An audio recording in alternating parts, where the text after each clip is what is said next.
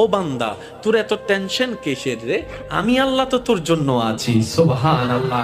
আমি আছি না তোর? আরে যার কেউ নাই তাই না টেনশন করে, যার টাকা নাই সে টাকা নিয়ে টেনশন করে, যার অভিভাবক নাই সে অভিভাবক নিয়ে টেনশন করে, যার মোবাইল নাই সে মোবাইল নিয়ে টেনশন করে। আরে আমি আল্লাহ তো আছি তোর, আমি আল্লাহ তো আছি যিনি ইন্নাল্লাহ আলা কুল্লি শাইইন কাদির। আমি আল্লাহ রহমান তো আছি, আমি রহিম তো আছি, আমি গফফার তো আছি, আমি সত্তার তো আছি। সুবহানাল্লাহ।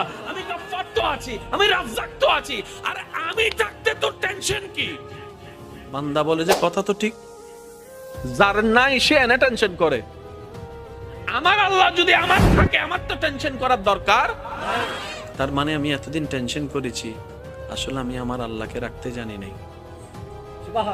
আমি আমার আল্লাহকে রাখতে জানি, আমি আমার আল্লাহকে ধরে রাখার মতো ধরে রাখতে জানি নাই, যার কারণে তো টেনশন আমাকে